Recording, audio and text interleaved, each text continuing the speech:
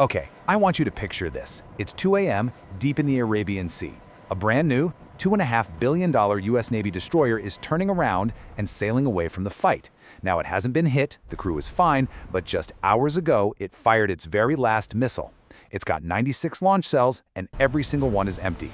The ship is a ghost, forced to leave a combat zone simply because it's out of ammo. So now, that incredible warship has to sail over 2,000 nautical miles just to find a port with a crane, somewhere like Diego Garcia.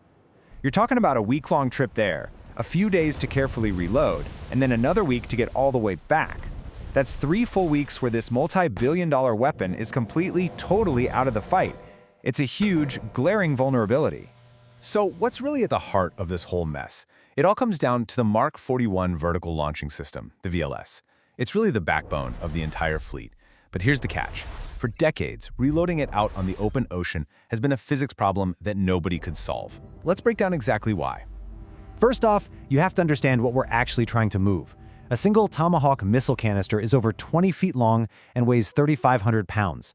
And inside, you've got a high-explosive warhead and a solid rocket booster. As one of our sources put it, this is, quote, not a forgiving piece of cargo. You have to be incredibly careful with it. And this slide really shows you the problem. On land, on a stable, concrete pier, reloading is routine. It's safe. The ground doesn't move. The crane is steady. But at sea, a ship is a chaotic platform. It's constantly moving in 6 different directions at once. It pitches forward and back. It rolls side to side. It heaves up and down. And that's just for starters. Trying to drop a 3,500-pound cylinder into a hole with just inches of clearance becomes, well, almost impossible.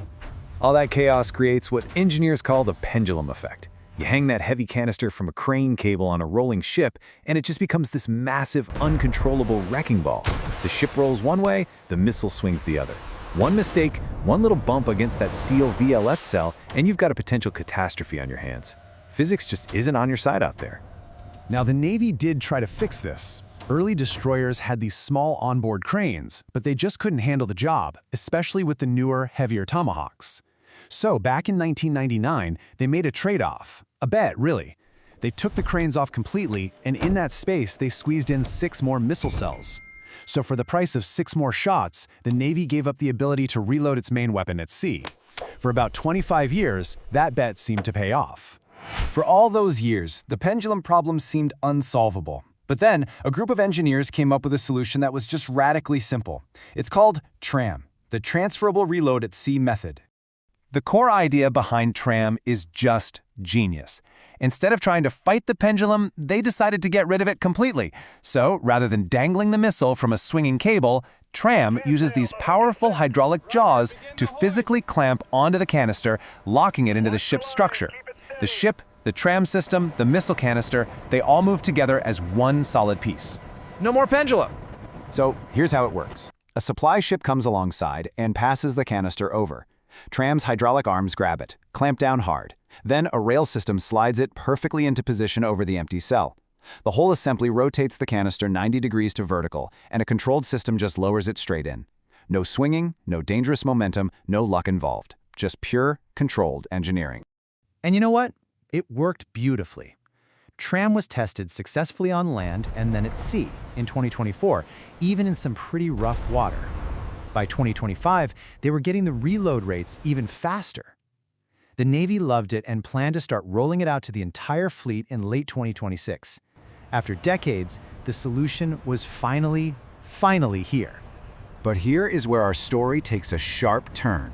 On February 28, 2026, a hypothetical conflict kicks off, Operation Epic Fury.